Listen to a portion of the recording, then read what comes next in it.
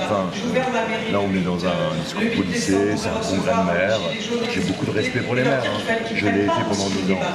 Mais attention, les communes sont un rempart quand la République fout le camp, quand la République est bousculée, quand la République est abîmée.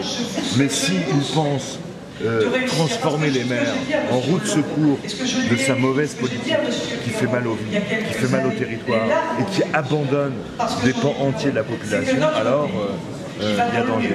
Et donc aujourd'hui, et demain je poserai une question d'actualité, je serai le premier à interpeller sur le sujet.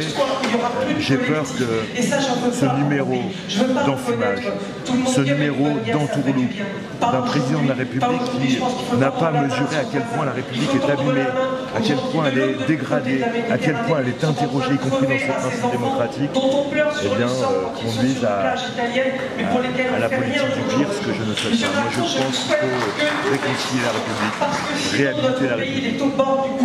On en prend. Ce grand débat, personne ne peut être contre des initiatives qui vont dans le sens de la démocratie.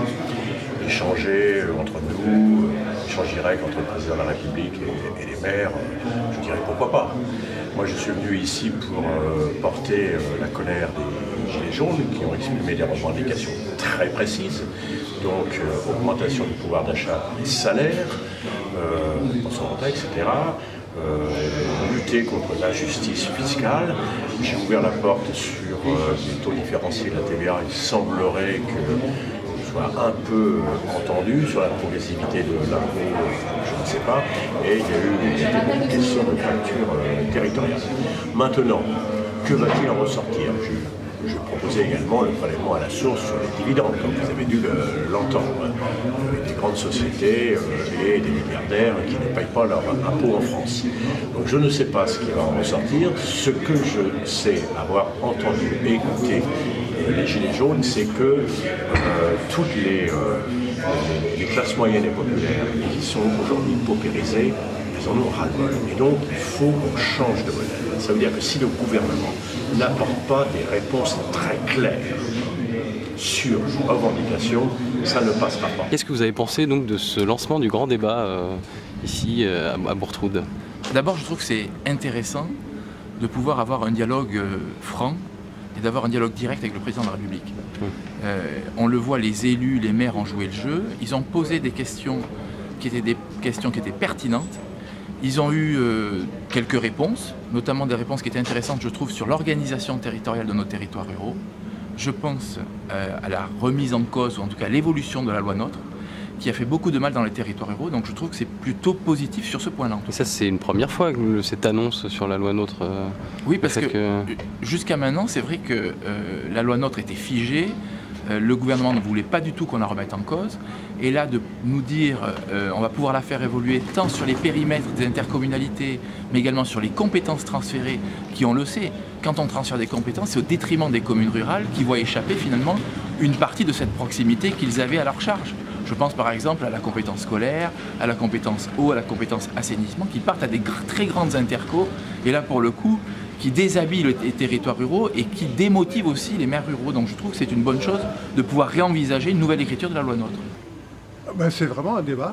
J'ai l'impression qu'on a débattu. Moi, ce que j'ai été impressionné, c'est par la qualité des interventions des maires, même de toutes petites communes. J'ai l'impression qu'ils avaient vraiment les pieds sur terre et qu'ils intervenaient très à propos et très sereinement par rapport au président, qui lui aussi m'a apparu bien écouté parce qu'il répond à toutes les questions. Vous vous attendiez pas à ça, c'est-à-dire que vous vous attendiez peut-être à ce que ce soit plus expéditif, non? Ou que ce soit, que ce soit beaucoup plus restreint, le débat est limité et que bon voilà, quelques personnes, quelques élus interviennent, mais sur des questions très cadrées et puis une réponse et puis terminé.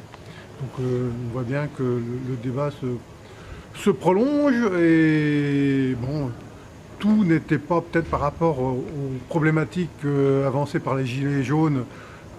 Il y a beaucoup de choses qui n'ont pas été mises en avant, je pense, parce que il y avait peut-être trop de réactions d'élus qui regardent leurs problèmes de communes, de gestion, Et puis on a peut-être un peu oublié le débat national qui concerne les Français, qui n'est pas tout à fait celui-là.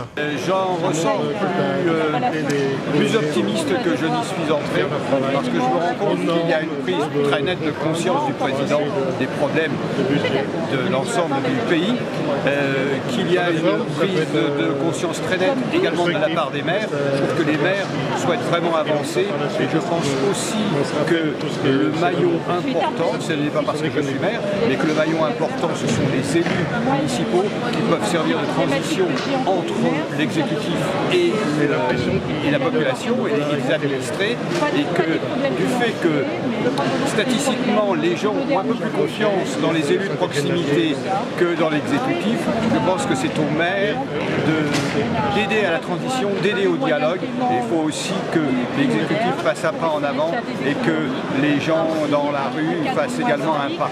Ça ne se résoudra pas autrement, parce que si chacun reste bloqué sur ses positions, c'est même pas la peine de commencer. Moi j'en ressors, je ne dis pas converti, mais optimiste.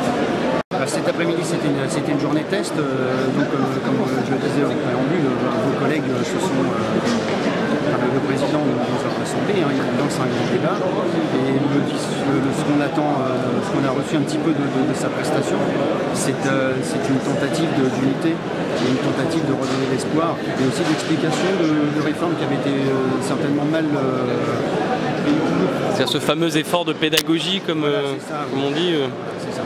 Et vous pensez que c'est pour ça qu'il a fait aussi long, finalement il a fait l'effort de rester quand même... C'est une journée test. Et puis il est resté longtemps, mais quelque part il nous le devait. Il nous devait à nous élus locaux, puisqu'on est vraiment le premier maillon représentant de la République, parce qu'il ne faut pas oublier qu'un maire, c'est un élu local, mais il représente sur certaines de ses missions l'État. Donc quand les gens sont en mal-être, j'en ai au village, les gens viennent voir le maire, ça a été dit et répété par mes collègues, voilà tout simplement. Donc s'il y a quelque chose à retenir aujourd'hui, c'est, à mon sens, il y a un discours qui tend à rassembler, ça c'est une bonne chose, on en a vraiment besoin. Au-delà du discours, nous attendrons et après le débat, les actes, voilà tout simplement.